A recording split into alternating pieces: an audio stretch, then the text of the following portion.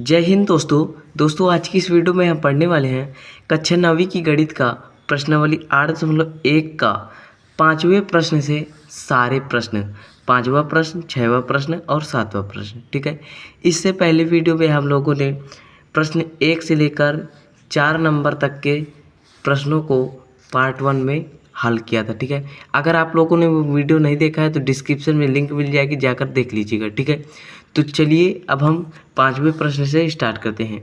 तो देखिए 5वां नंबर पहला प्रश्न क्या कह रहा है, समांतर चतुर्भुज ABCD के विकर्ण BD पर दो बिंदु P और Q इस प्रकार स्थित हैं कि DP बराबर BQ हैं। ठीक है, अब हमें ये चीज़ें दर्शाना है, 5 चीज़ें। ठीक है, तो यहाँ पास हम लोगों ने कागज़ में यहाँ पास कुछ इस प्रकार से नोट कर लिया है। ठीक है, तो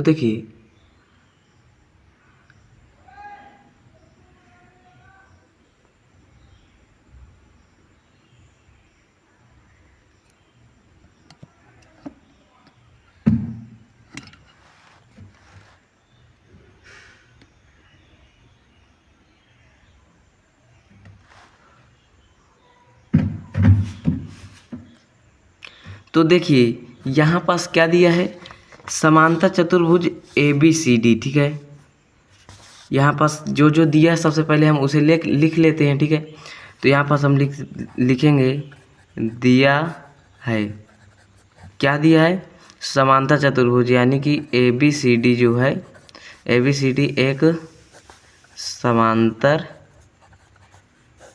चतुर्भुज है।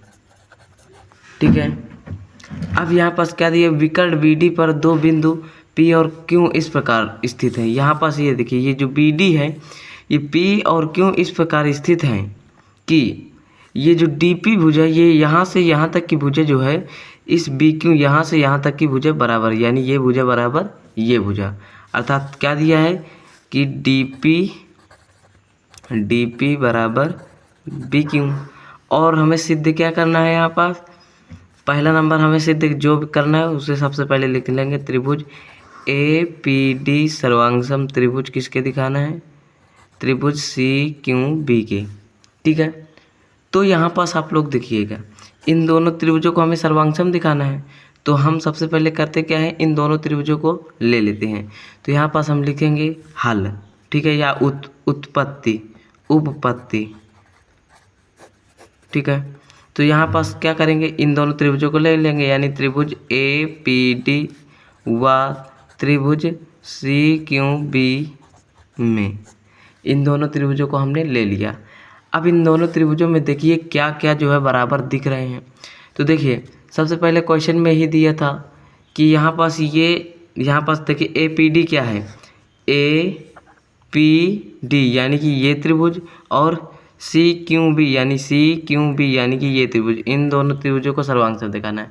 तो देखिए इस त्रिभुज CQB में ये BQ भुजा इस त्रिभुज APD में इस PD भुजा या DP भुजा के बराबर है। ठीक है, तो यहाँ पास हम लिख देंगे कि DP बराबर BQ, ये चीज़ हमारे में क्या प्रश्न में ही दिया है।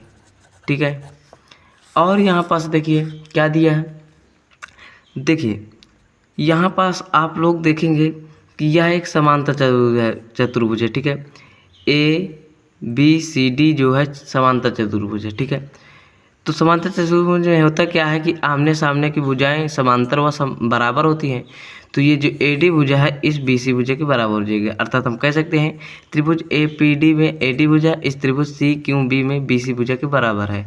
ठीक है, तो यहाँ पास हम लिखेंगे AD बराबर BC, ये चीज़ हम लिख देंगे कि समांतर चतुर्भुज के सम्मुख भुजाएं,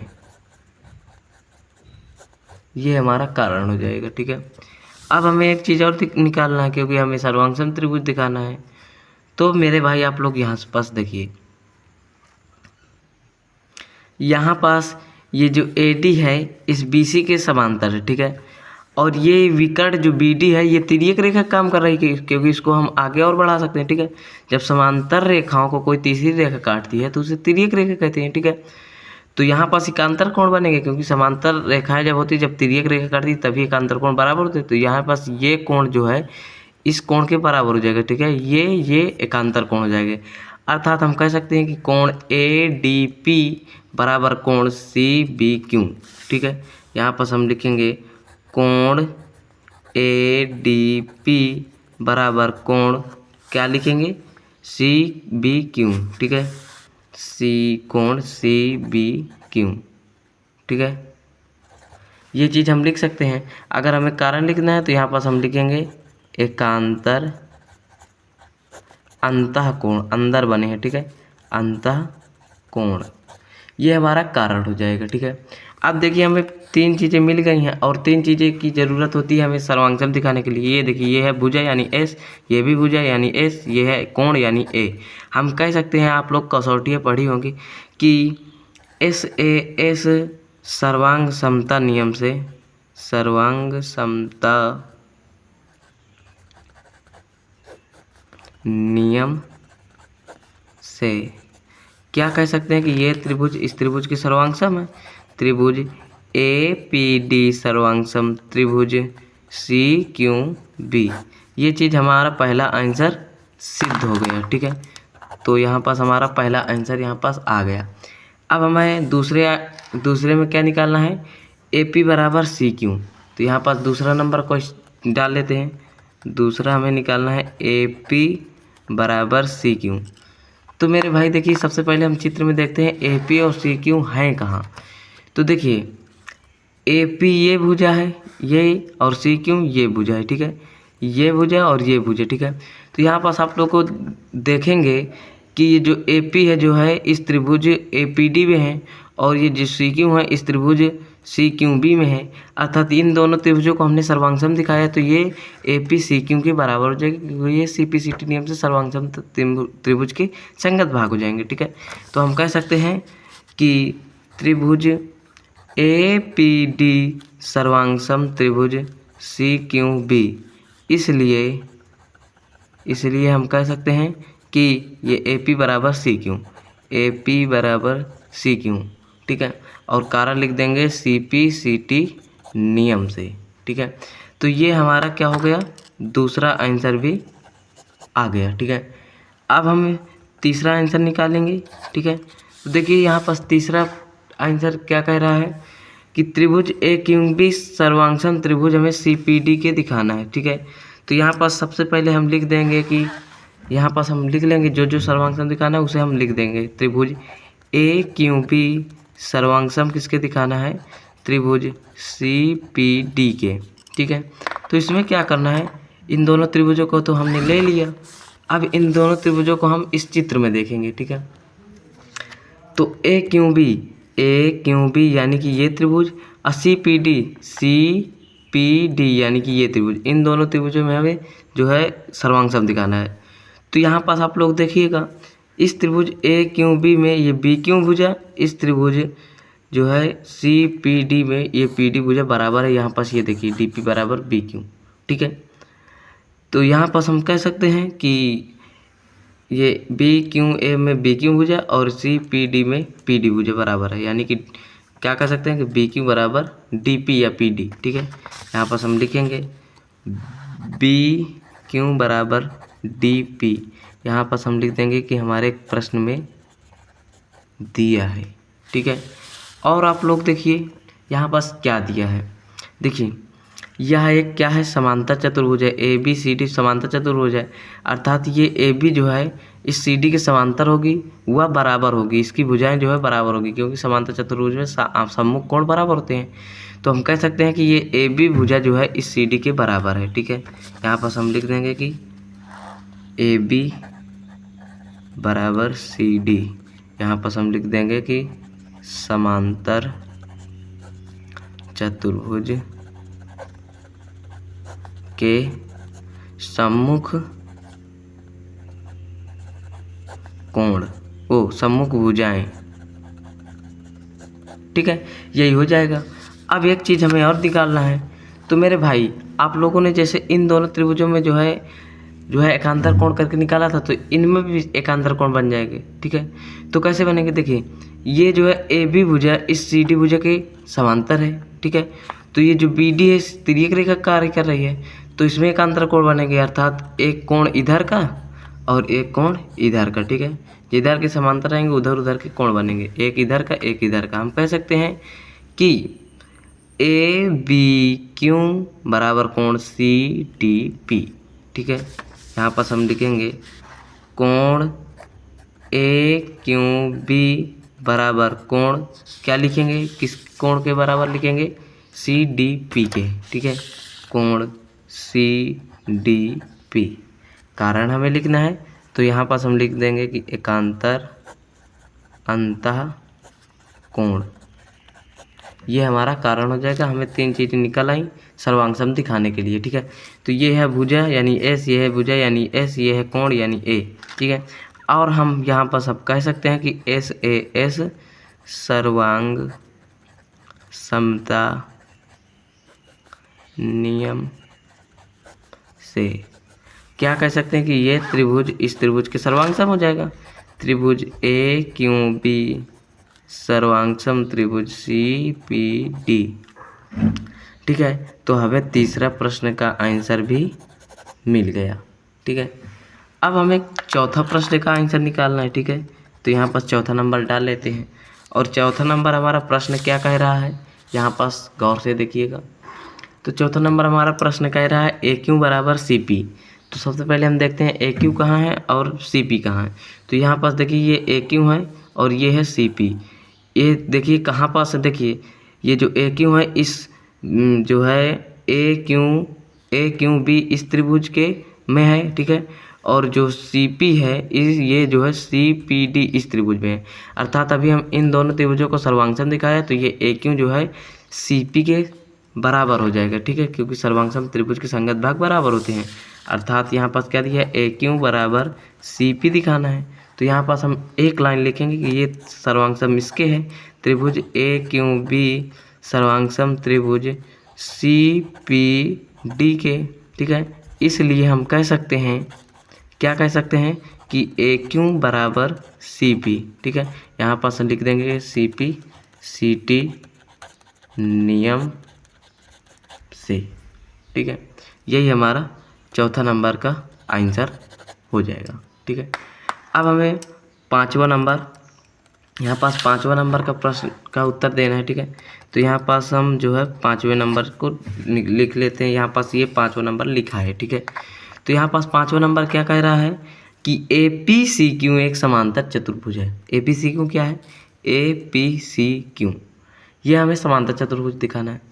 तो मेरे भाई देखिए, अभी जब ये त्रिभुज को सर्वांगसम दिया है तो ये ए पी जो है इस सी क्यू के बराबर था। ठीक है, ए पी बराबर सी क्यू के। यहाँ पास हमने ऊपर सिद्ध किया है तो यहाँ पास लिखेंगे ऊपर सिद्ध किया है। और यहाँ पास जब हम ये त्रिभुज को सर्वांगसम दिखाया तो ये ए क्यू भुजा इस सी पी भुजा के बराबर थी। ठीक है, ए क्यू बराबर सी पी। समांतर चतुर्भुज में होता क्या है कि सम्मुख भुजाएं बराबर व समांतर होती हैं। तो देखिए यहाँ पास ये सम्मुख भुजाएं बराबर हैं, अर्थात हम कह सकते हैं कि यह एक समांतर चतुर्भुज है, क्योंकि यही समांतर चतुर्भुज की प्रमेय में ही, कसौटियों में ही आता है। ठीक है, तो हम कह सकते हैं ये भी ऊपर हमने सिद्ध किया है।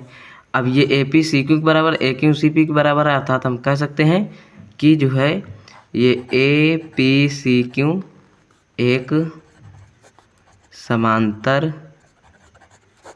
चतुर्भुज है।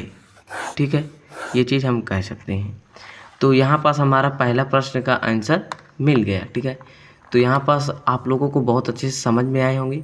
नहीं समझ में आए हैं तो एक बार वीडियो को स्किप करके फिर से देख लीजिएगा, पूरी तरह से आप लोगों को कंफर्म हो जाएंगे। ठीक है, चलिए अब हम छठा नंबर क्वेश्चन देखते हैं। हमारा छठा नंबर प्रश्न क्या कह रहा है, ए बी सी डी एक समांतर चतुर्भुज है तथा ए पी और सी क्यू सी सो ए और सी से विकर्ण बी डी पर क्रमशः लंब है। दर्शाइए कि त्रिभुज ए पी बी सर्वांगसम त्रिभुज C Q D A P बराबर सी क्यू। ठीक है, ये जो प्रश्न है ना बहुत ही आसान है एकदम। इस पार्ट का सबसे सरल प्रश्न यही है। ठीक है, तो देखिए यहाँ पास देखिए ये जो ए बी सी डी है एक समांतर चतुर्भुज है, अर्थात इसके आमने सामने की भुजाएं बराबर व समांतर होंगी।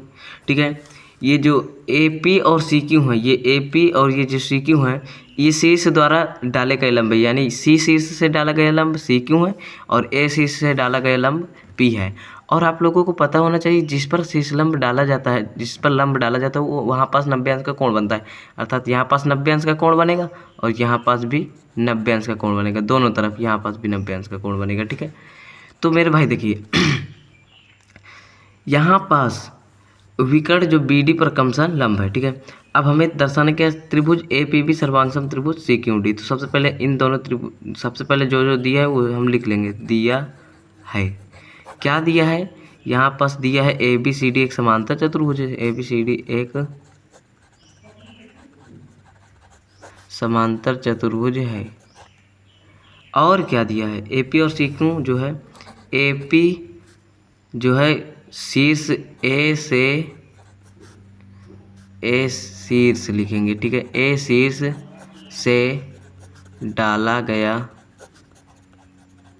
लंब है। और जो ए सी क्यू है, सी क्यू जो है सी शीर्ष से डाला गया लंब है, सी शीर्ष से डाला गया लंब। ठीक है, अब देखिए यहाँ पास ये जो सी क्यू डी यानी कि ये इतना कोण बनेगा, ये 90 अंश का बनेगा। यहाँ पास हम कह सकते हैं कोण सी क्यू डी बराबर हम किसके कह सकते हैं, या बराबर हम कह सकते हैं 90 अंश। ठीक है, और यहाँ पास देखिए ए पी बी यानी कि ये इतना कोण ये भी 90 अंश का होगा, क्योंकि लंब जो जिस पर बनता है वहाँ पास 90 अंश का कोण बनता है। तो ए पी बी बराबर भी 90 अंश। अब हमें ज्ञात क्या करना है, यहाँ पास हम लिख देंगे ज्ञात करना है। पहला नंबर हमें क्या ज्ञात करना है, पहला नंबर हमें त्रिभुज ए पी बी सर्वांगसम दिखाना है त्रिभुज सी क्यू डी के। तो इन दोनों त्रिभुजों को सबसे पहले ले लेंगे। ठीक है, तो यहाँ पास हम लिखेंगे त्रिभुज ए पी बी व त्रिभुज सी क्यू डी में। ठीक है, इन दोनों त्रिभुजों को ले लेंगे। अब हम इन दोनों त्रिभुजों में देखेंगे क्या क्या बराबर हैं। ठीक है, तो मेरे भाई आप लोग देखिएगा यहाँ पास ये लंब है, यहाँ पास ए पी बी यानी ये त्रिभुज, सी क्यू डी यानी कि ये त्रिभुज, इन दोनों त्रिभुजों को हमें सर्वांगसम दिखाना है। ठीक है, यहाँ पास ये लंब है, अर्थात ये जो ए पी बी है ये 90 अंश का है और ये सी क्यू डी है ये भी 90 अंश का है, अर्थात ये लंब है यानी ये दोनों बराबर हैं। हम कह सकते हैं कि कोण ए पी बी बराबर कोण सी क्यू डी, कारण लिखना है तो ये है 90 अंश। ठीक है, दोनों तरफ 90 अंश के हैं। और आप लोग देखिए यहाँ पास ये ए बी सी डी एक समांतर चतुर्भुज है, ये देखिए यहाँ पास दिया है। तो जब समांतर चतुर्भुज है तो आमने सामने की भुजाएं बराबर होंगी। तो ये जो ए बी भुजा है इस त्रिभुज ए पी बी में जो है ए बी भुजा इस त्रिभुज सी क्यू डी के इस सी डी भुजा के बराबर हो जाएगा। हम कह सकते हैं कि ए बी बराबर सी डी हमें लिखना है, तो यहाँ पास लिखेंगे समांतर चतुर्भुज के सम्मुख भुजाएं, ये चीज़ हम लिख लेंगे।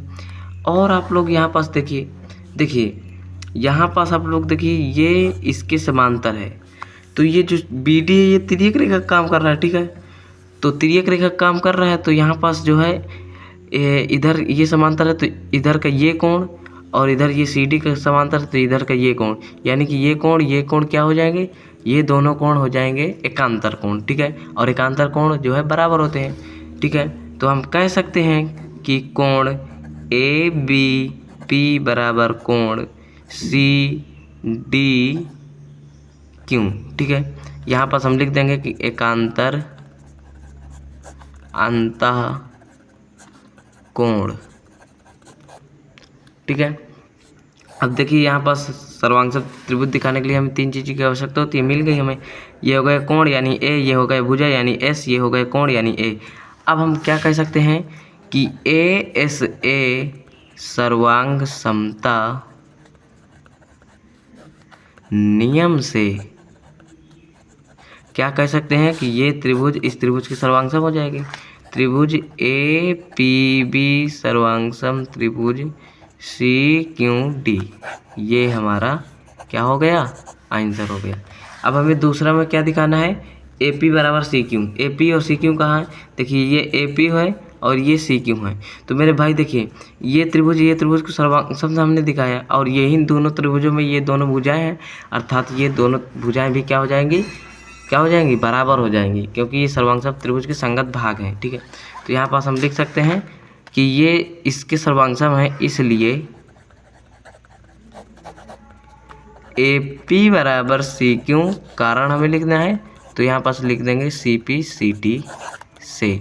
अगर आप लोग CPCT नहीं जानते हैं तो मैं आप लोगों को बता देना चाहूँगा, CPCT का मतलब ये है कि जो त्रिभुज सर्वांगसम हो जाता है तो उसके बचे हुए जो भी भाग होते हैं वो भी जो है बराबर होते हैं, वही चीज़ है CPCT। ठीक है, चलिए अब हम देखते हैं 7वां प्रश्न। तो 7वां प्रश्न आपके सामने उपस्थित है। ठीक है, तो यहाँ पर देखिए 7वां नंबर क्या कह रहा है, ABCD एक समलंब है जिसमें AB CD DC के समांतर है और AD बराबर BC दर्शाइए कि। देखिए सबसे पहले हम जान लेते हैं समलंब चतुर्भुज होता क्या है। समलंब चतुर्भुज ये होता है कि जिसका एक युग्म समांतर होता है वही समलंब चतुर्भुज होता है। ठीक है, देखिए ये AB इस DC के समांतर, ठीक है, एक ही युग्म समांतर है और ये AB जो है BC के बराबर है लेकिन समांतर नहीं है। ठीक है, यही समलंब है, हमें सिद्ध ये 4 कुछ करना है। ठीक है, तो यहाँ पास कोण A बराबर कोण B, यानी कि ये कोण A इस कोण B के हमें दिखाना है। ठीक है, कैसे दिखाएंगे, तो यहाँ पास हम लोग कुछ रचना करेंगे। ठीक है, यहाँ पास हम लिखेंगे सबसे पहले जो जो दिया है वो सबसे पहले लिख लेंगे। ठीक है, दिया बाती सबसे पहले लिखना जरूरी है, क्योंकि यहाँ पास हम लिखेंगे ABCD एक समलंब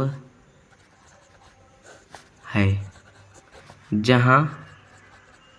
जहाँ जो है AB जो है समांतर है DC के, और क्या दिया है AD भुजा जो है इस BC के बराबर है। ठीक है, हमें सिद्ध क्या करना है, यहाँ पर लिखेंगे सिद्ध करना है या ज्ञात करना है।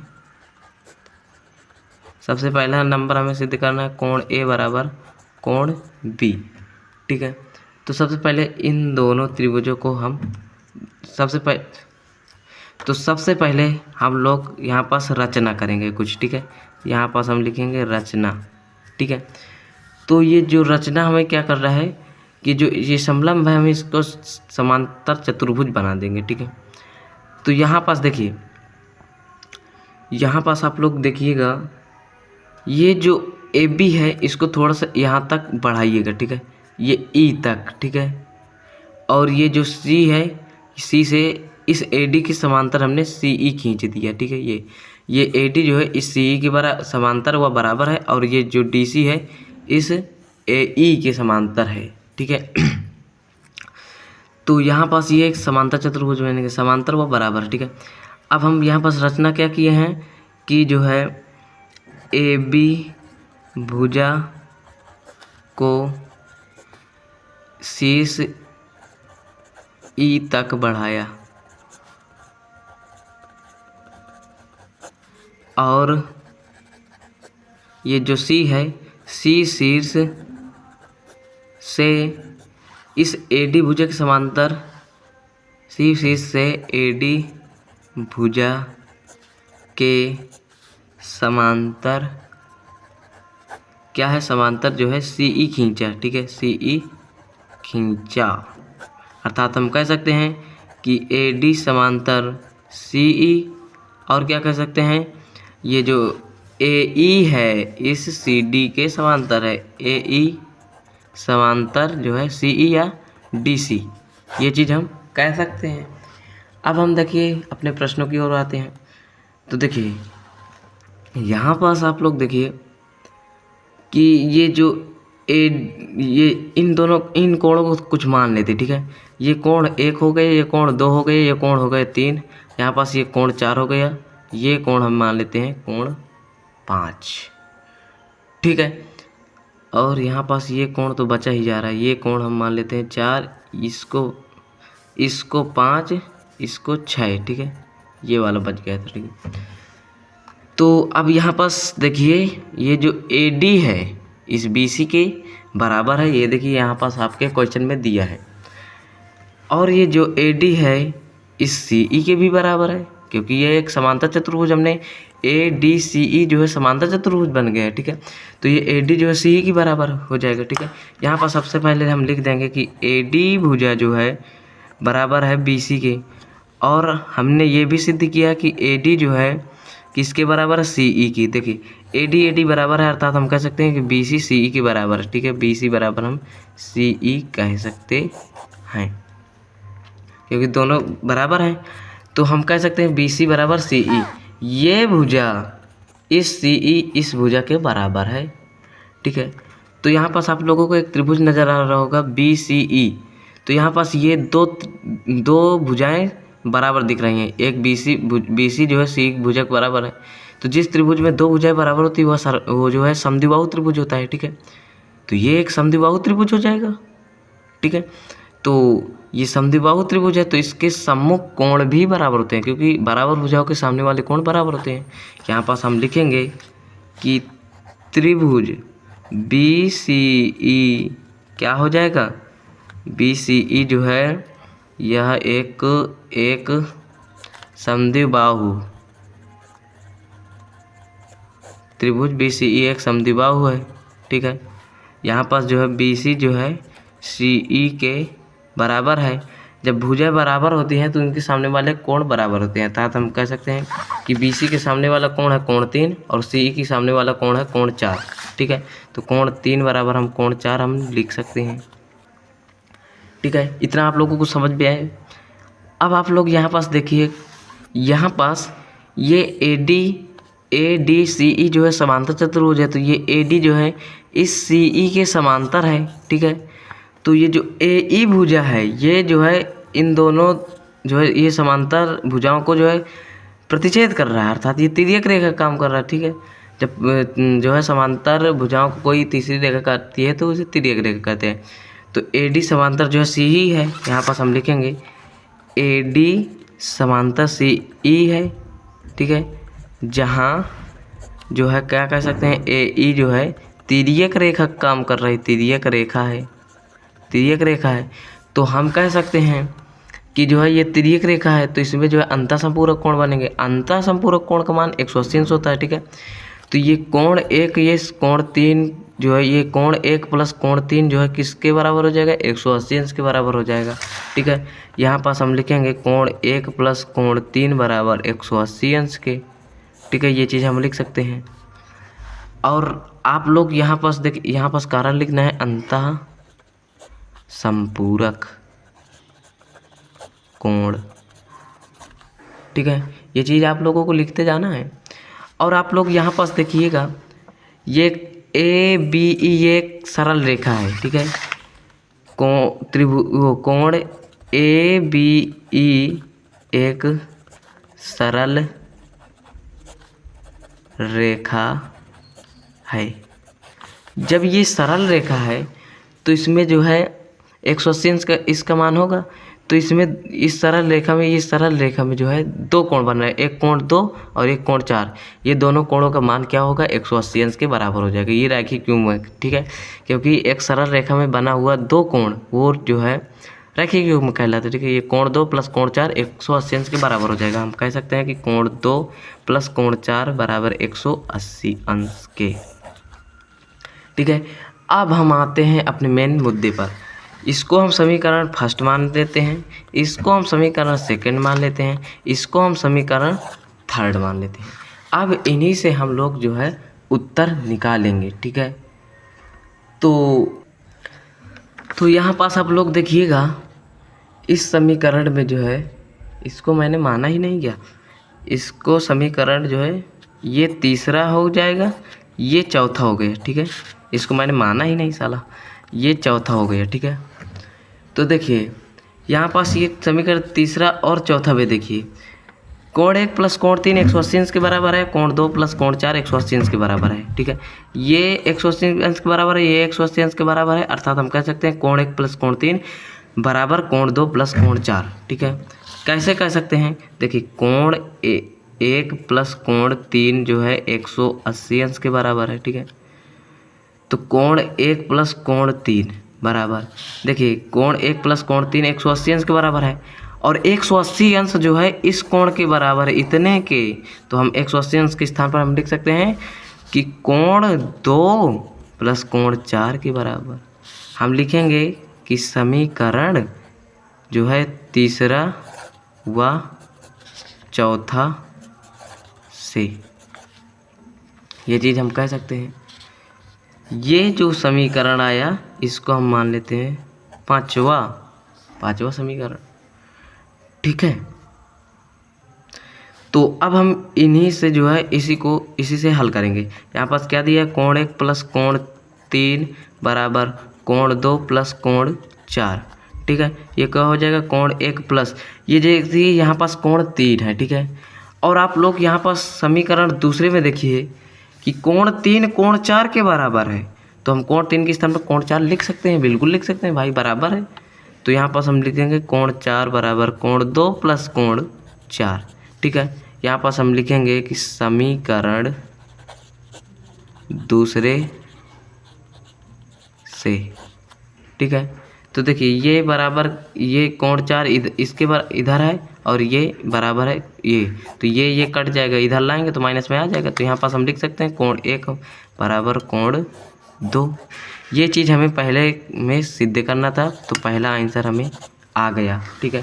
तो यहाँ पास आप लोग अपने क्वेश्चन में देखिएगा, तो यहाँ पास अपने क्वेश्चन में क्या कहा था कि कोण ए बराबर कोण बी, और ये जो कोण 1 है ये कोण ए है, और ये जो कोण 2 है ये कोण बी है, ठीक है।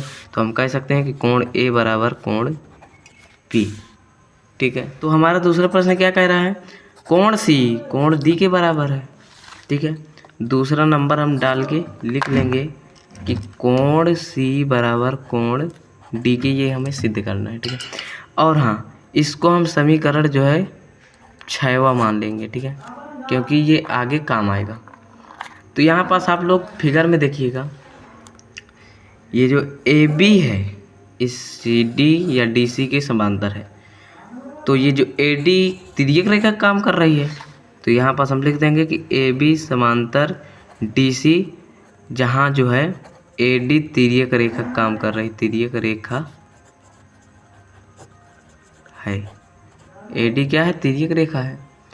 तो देखिए ये तिर्यक रेखा है, तो ये कोण 1 प्लस कोण 5 जो है 180 अंश के बराबर हो जाएगा, क्योंकि ये अंतर संपूरक कोण हो जाएंगे, ठीक है। कोण 1 प्लस कोण 5 बराबर 180 अंश, यहाँ पास लिखेंगे अंतः